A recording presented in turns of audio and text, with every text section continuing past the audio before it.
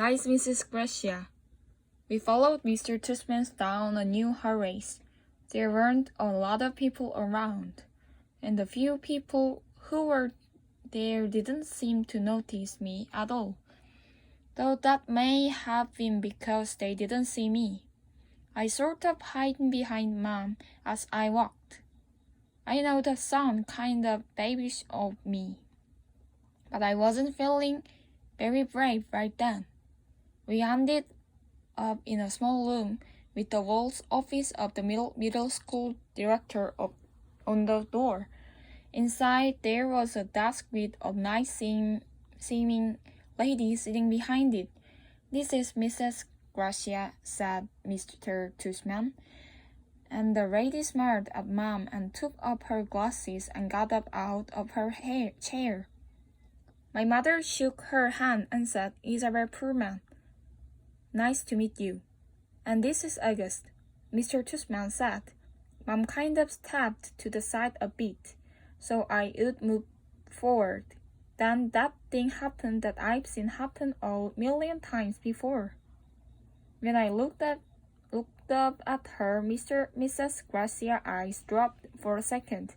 It was so fast no one else would have noticed, since the rest of her face stayed exactly the same. She was smiling, a really shiny smile. "Such a pleasure to meet you, August," she said, holding out her hand for me to shake. "Hi," I said quietly, giving her my hand.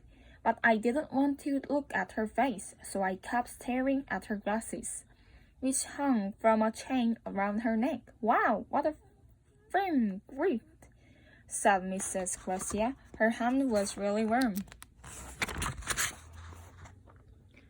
The kids got a killer handshake," Mr. Toothman agreed, and everyone laughed above my hand. "You can call me Mrs. G."